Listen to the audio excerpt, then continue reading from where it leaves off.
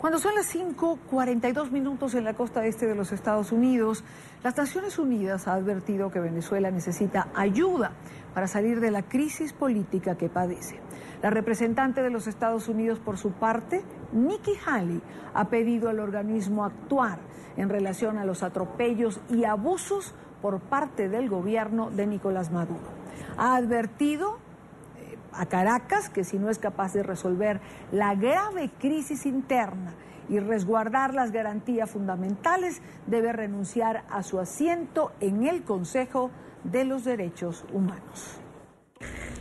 Estoy orgullosa de que los Estados Unidos tengan una parte en la situación de deterioro rápido en Venezuela. Estaré allí y espero que ustedes estén conmigo para escuchar de primera mano sobre las graves violaciones de los derechos humanos. El Consejo debe abordar esta cuestión. Si Venezuela no puede, debe abandonar voluntariamente su cargo en el Consejo de Derechos Humanos hasta que pueda ordenar su propia casa. Nos acompaña en esta parte del programa Nicolás Albertoni, él es analista internacional, investigador de la Universidad del Sur de California. Señor Albertoni, gracias por acompañarnos, muy buena tarde. Muy buena tarde, Daña, un gusto saludarla. La señora Nikki Haley decía que estar allí, en el Consejo de los Derechos Humanos, es un privilegio que hay que honrar. ¿Es un privilegio? Le pregunto a usted, ¿hay que honrar un asiento como el que tiene Venezuela en este momento? Sin duda hay que honrarlo, ¿no? Estamos hablando de quizá el organismo dentro del sistema internacional más relevante para poder hablar de los derechos humanos, pero sí debemos resaltar que ha sufrido muchos desgastes en las últimas décadas, ¿no? Es decir, estamos hablando de un Consejo de Derechos Humanos creado en 2006, actualmente compuesto por 47 Estados miembros, pero que 23 de ellos estamos hablando que son regímenes autoritarios. De esos 23, casi la mitad son dictaduras puras y duras, y el resto son lo que se llama en la teoría de estos temas autoritarismos competitivos. Entonces, ha sido un consejo muy desgastado, pero efectivamente hoy, viendo lo que sucede en Venezuela, no quedan dudas que hay que poner foco en este país y decirle, porque el mensaje de Haley fue muy claro en decir, aquí no se está buscando expulsar porque sí a Venezuela, sino que dado que es una crisis actualmente fuerte en derechos humanos, debe unilateralmente decidir dejar el consejo hasta ordenar su casa. Ahora, no creo que a Venezuela le cueste mucho dejar el cargo, es decir, se salió del sistema interamericano. Venezuela ha demostrado no sentir respeto alguno por los derechos humanos o por algún organismo que pretenda o que simplemente levante las banderas de los derechos humanos.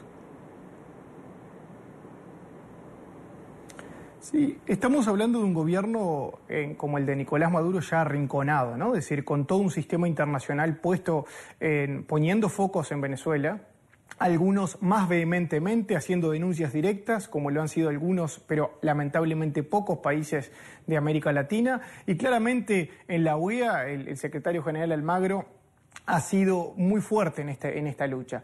Pero este gobierno arrinconado de Nicolás Maduro lo que está buscando de alguna forma es, bueno, tratar de ganar algunas batallas de las pocas que le van quedando.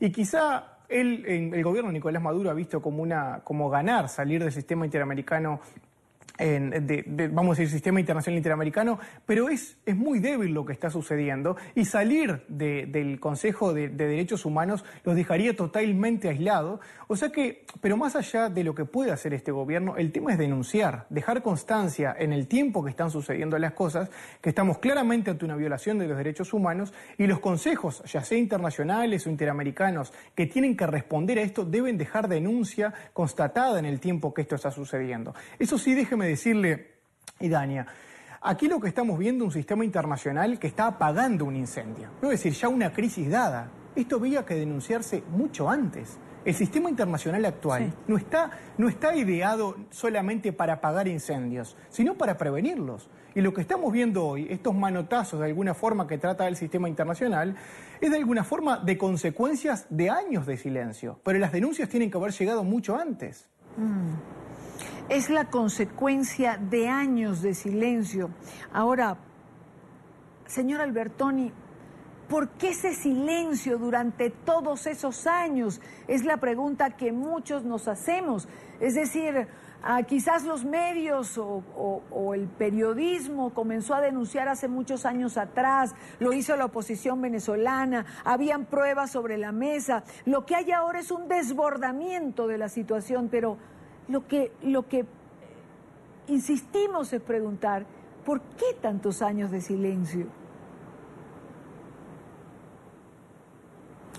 Bueno, hay dos razones. Quizá una política que muchos países se han avalado, creo yo, hipócritamente en lo que se llama pragmatismo diplomático, que es decir, bueno, cada país debe resolver sus problemas, pero ahí se olvidaban, y aquí está la crítica de esa visión, es que cuando estamos ante violaciones de los derechos humanos, la no denuncia y encerrarse en ese pragmatismo hipócrita termina haciendo que los países sean cómplices de esa situación. Esa es una lectura, la política y la crítica correspondiente que le subrayaba.